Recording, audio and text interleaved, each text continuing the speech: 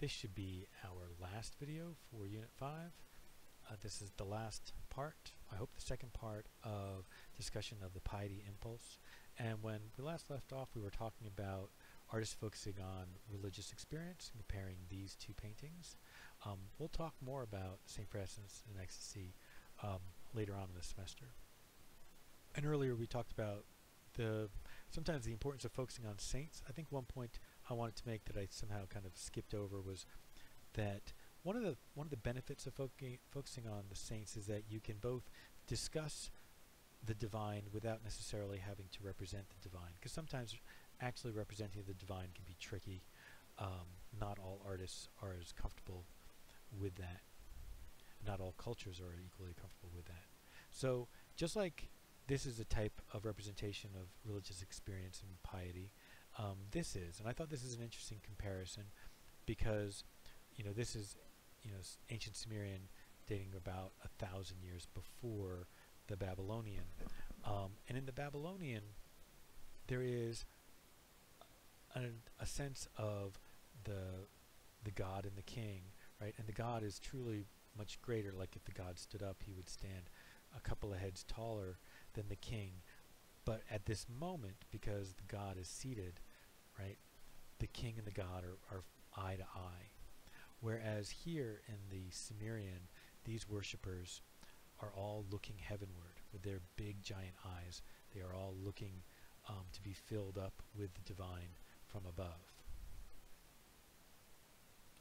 One side point I want to make is that not everyone who makes religious art is highly religious. Not everyone who makes religious art is a truly humble person. Michelangelo saw himself quite highly, and I think it takes a certain amount of chutzpah and kind of an incredible ego to be willing to make work such as a painting of God creating Adam.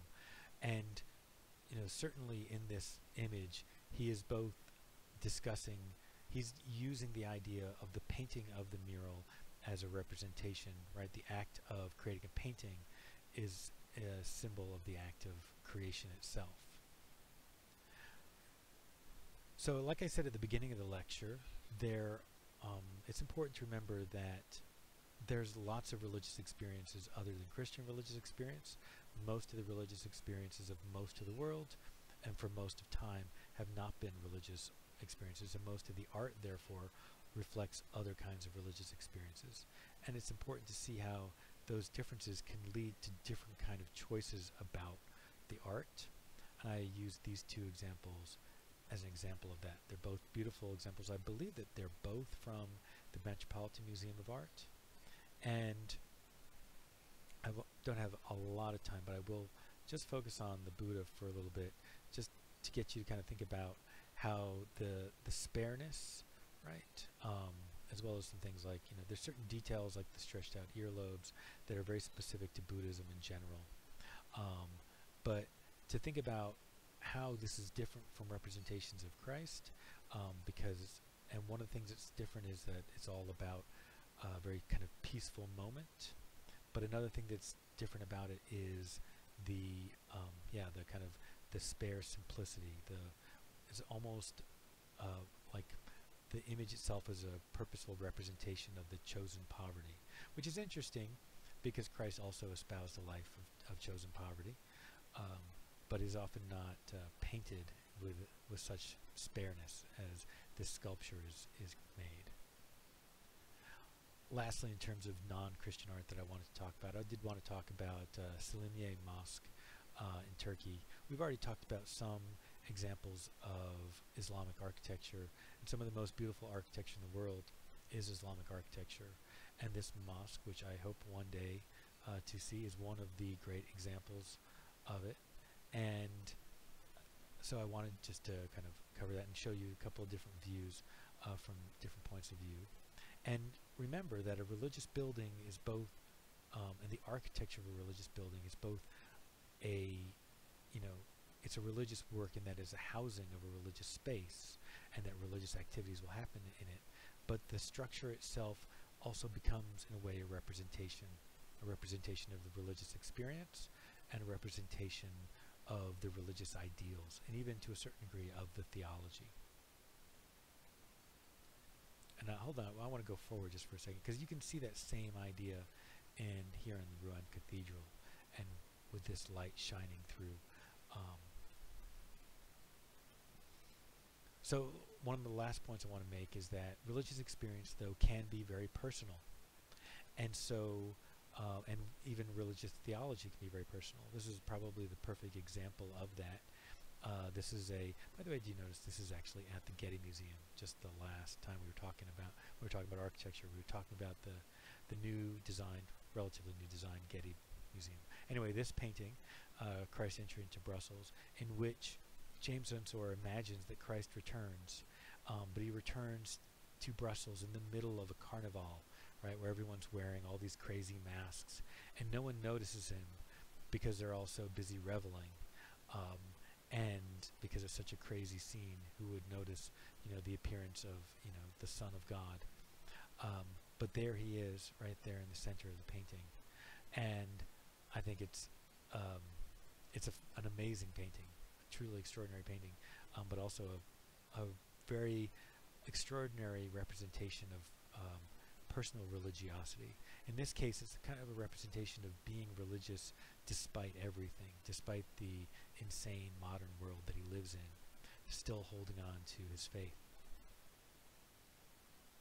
And which leads us to my last point, which is art can be a representation of the religious experience, but art can also be a means of creating the religious experience.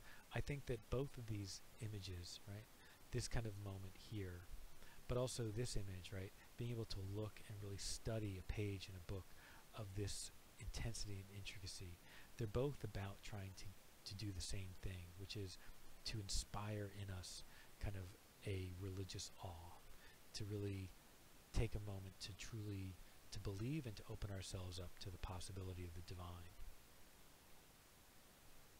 And now I want to talk about some modern and contemporary versions of religious experience. A good example of that is Joseph Beuys's piece, I Like America and America Likes Me. In this piece, many people say it was not the first time he visited the U.S., but he claimed it was his first time visiting the United States. And he flew into New York City, and he stayed, I wish I knew, it might be 3 weeks, might be just 1 week. He stayed for a certain amount of time, just living in an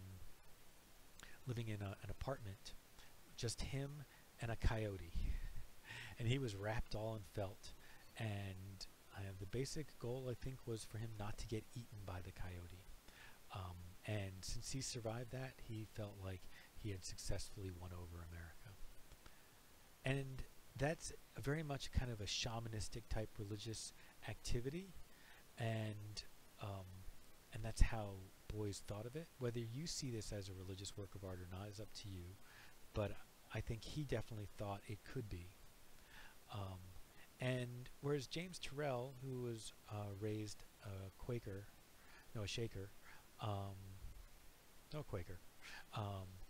James Turrell has been making light pieces since the 60s, and they're very much about the experience of contemplation and of interaction with the divine.